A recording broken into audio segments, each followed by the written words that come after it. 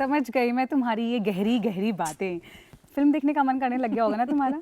मेरे अंदर का ना फिल्मी कीड़ा जो है वो जाग चुका है, तो हम और आप क्यों इंतजार करें, चलते हैं हमारे अगले सेगमेंट में, फिल्मी कीड़ा।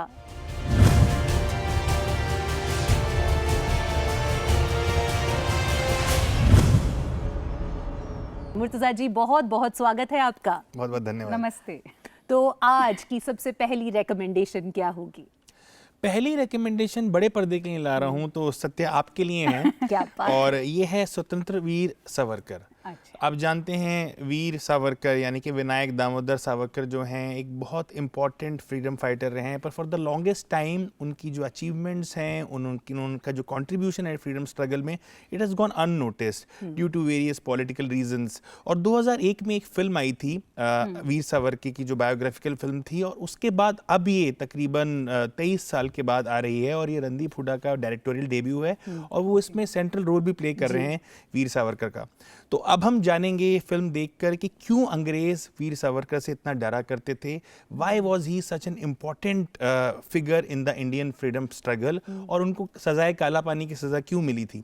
और इंटरेस्टिंग चीज़ ये है कि ट्रांसफॉर्मेशन बहुत रिमार्केबल है जो रणदीप हुड्डा साहब है, पर्टिकुलरली जो काला पानी के सीन्स हैं, अभी उन्होंने कुछ विजुअल शेयर भी किए थे कि किस तरह से उन्होंने वेट लॉस किया, और वो जो रियलिस्टिक पोर्ट्रेयल की बात करते हैं वहाँ पर है। Plus the best thing is that it's also his directorial debut, तो मुझे लग रहा है उन्होंने अपना सब कुछ झोंक दिया है इस रोल में, इसको डायरेक्ट करने में, और overall this looking very gritty. और अगर आप पॉलिटिकल थ्रिलर्स पसंद करते हैं, और अगर आप जानना चाहते हैं इस part of the freedom struggle which has not been told, you know, like it should have been told, तो आप जरूर देखिए।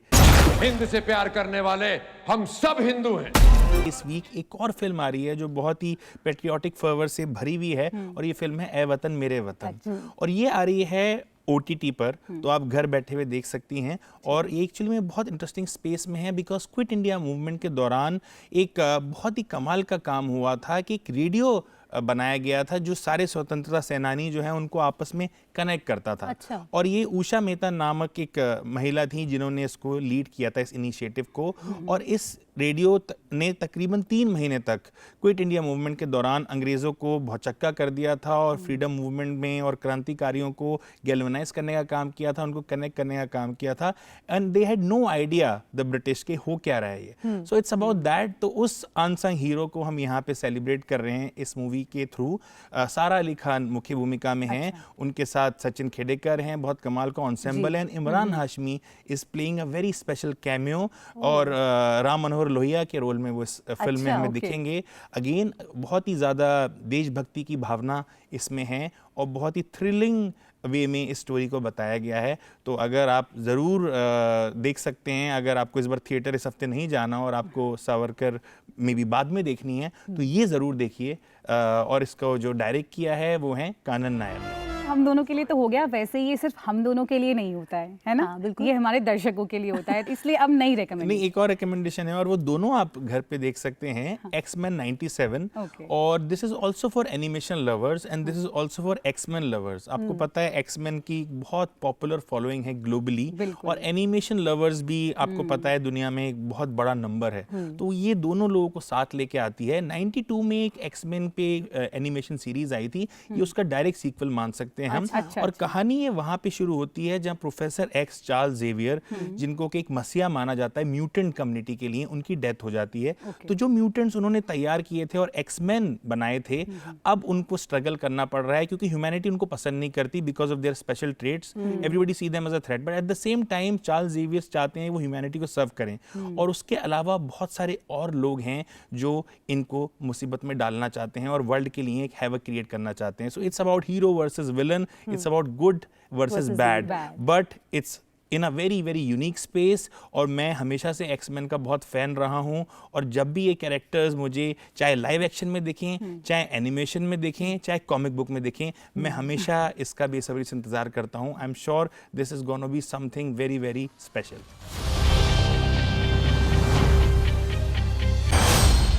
क्लासिक सेगमेंट में आपकी क्या रिकमेंडेशन है?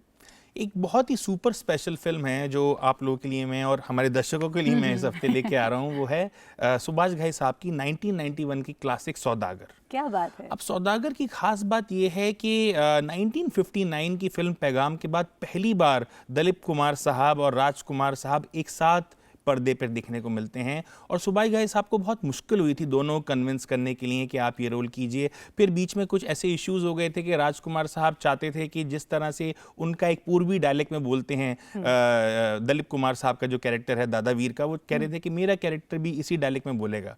Then it became a huge issue because Dilip साहब ने पहले इस तरह के डायलॉग्स यूज किए गए हैं उनकी। अगर आप फिल्म देखेंगे ओवर द ईयर्स, अगर आप नया दौर में भी देखेंगे या आप उसके बाद आप गंगा जमुना में देखेंगे, सगीना में देखेंगे, तो उन्होंने इस तरह के डायलेक्ट यूज किया है। पर इनके लिए थोड़ा सा न्यूसेंस हो सकती थी, तो Subhash Ghai was a little sceptical. But finally जब अगले दिन वो सेट पे आए तो एक बहुत कमाल की केमिस्ट्री देखने को मिली और जो दोनों का कैरेक्टर है, उनका जो बेसिकली दोस्ती है वो बहुत कमाल की है। लेकिन फिर कुछ उनकी लाइफ में ऐसा हो जाता है, जो दो दोस्त हैं यानी कि राजू और वीर जो हैं, हमेशा के लिए ये दुश्मन बन जाते हैं और ये दुश्मनी एक्चुअली में मल्टी जनरेशनल दुश्मनी बन जाती है। 35 साल तक ये लोग होली नहीं खेलते because of what goes wrong between them. फिर एक दिन कुछ ऐसा सिचुएशन होती है कि होली का दिन होता है और दोनों एक दूसरे पे रंग बिखेर देते हैं और जो इतनी पुरानी दुश्मनी है दोबारा दोस्ती में बदल जाती है। और फिर one of my favourite songs ये दोनों गाते हैं, इमली का बूटा बेरी का बेर। इमली का बूटा। धन्यवाद मुर्तजा जी इतनी खूबसूरत रिकमेंडेशन के लिए। देखिए होली आने वाली है तो मुझे लगा कि ये फिल्म जो है और भी ज़्यादा स्पेशल रहेगी ऑडियंसेस के लिए, क्योंकि होली एक सेंट्रल थीम है इस फिल्म की कि कैसे दो दोस्त जब दुश्मन बन जाते हैं, होली कैसे दोबारा उनको करीब ले आती है और उन दोबारा से उनकी जो फ्रेंडशिप है दैट रियली इज़ बैक।